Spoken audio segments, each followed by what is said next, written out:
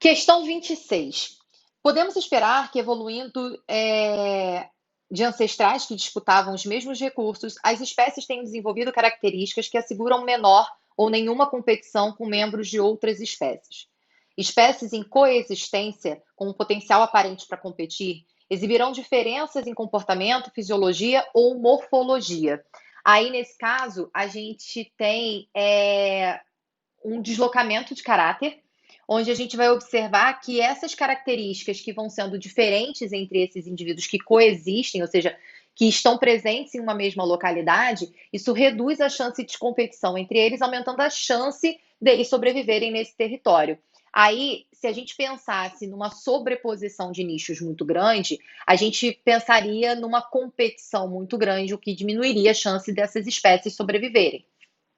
Mas quando a gente fala de redução dessa sobreposição de nichos, a gente pensa numa redução da taxa de competição entre esses indivíduos.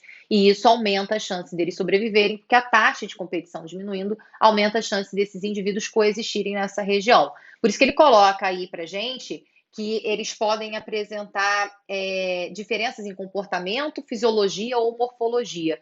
Fisiologia diferente, morfologia diferente ou comportamento diferente vai fazer com que esses indivíduos, pode fazer com que esses indivíduos tenham uma menor chance de competir entre eles, aumentando a chance de coexistência em um determinado território. Aí a gente vai observar que se eles tivessem a mesma morfologia, se eles tivessem, ou morfologias muito semelhantes, se eles tivessem comportamento muito semelhante, por exemplo, animais que são insetívoros, que se alimentam no mesmo período do dia e que vivem numa mesma localidade. A chance deles competirem por esse alimento é muito grande, porque eles têm, aí, nesse caso, o mesmo comportamento alimentar.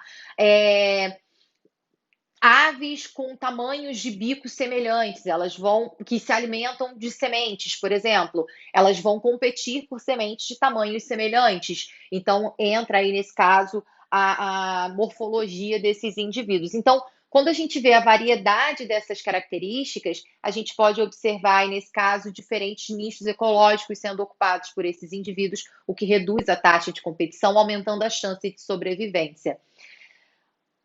Essa competição entre indivíduos, ela é uma pressão seletiva, né? Então, a redução dessa sobreposição de nichos reduz a competição e reduz a pressão seletiva entre os indivíduos, aumentando assim a chance de sobrevivência deles. Então, vamos lá.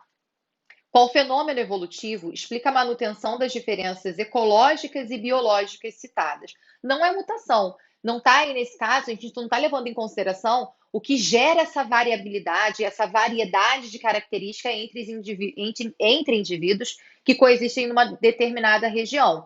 A gente está pensando o que vai aumentar, aí nesse caso, qual fenômeno que vai explicar a manutenção dessas diferenças.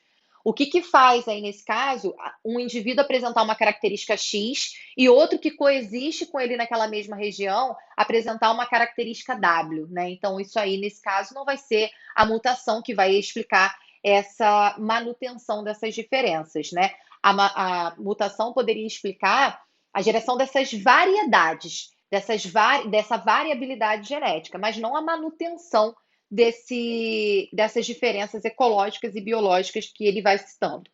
Fluxo gênico. O fluxo gênico, aí nesse caso, se existissem, os indivíduos seriam aparentados, né? Aí seriam muito. Aparentados, não, desculpa. Seriam muito semelhantes. Quando tem fluxo gênico, significa que é uma mesma espécie, né? Então, aí nesse caso, não faz sentido para a pergunta que foi feita. Porque quando a gente está falando de coexistência, a gente está pensando principalmente em indivíduos de espécies diferentes, né? E não pensando que exista fluxo gênico entre eles. São indivíduos de espécies diferentes, nem existiria esse fluxo gênico entre eles. Isso não explica também a manutenção dessas diferenças, porque se é para explicar a manutenção da diferença, o fluxo gênico, aí nesse caso, se existir, ele vai fazer com que essas diferenças não ocorram, né?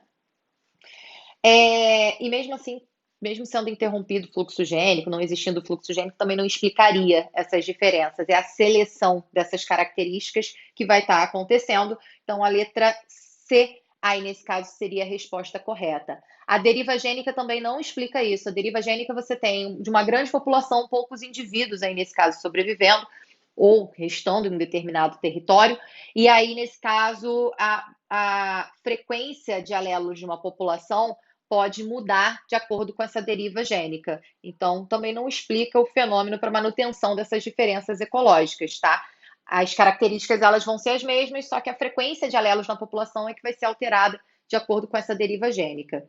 O equilíbrio de Heisenberg, aí nesse caso, a gente tem equilíbrio gênico, quando você tem uma população em equilíbrio, as frequências de alelos numa população, ela não muda ao longo do tempo, né? Para isso, não pode haver ação de seleção, não pode haver ação da mutação e nem deriva gênica sobre essas populações para que a frequência de alelos se mantenha constante ao longo de um determinado tempo. Então, aí nesse caso, a única que explica o fenômeno evolutivo, né, que explica a manutenção dessas diferenças, seria a seleção natural.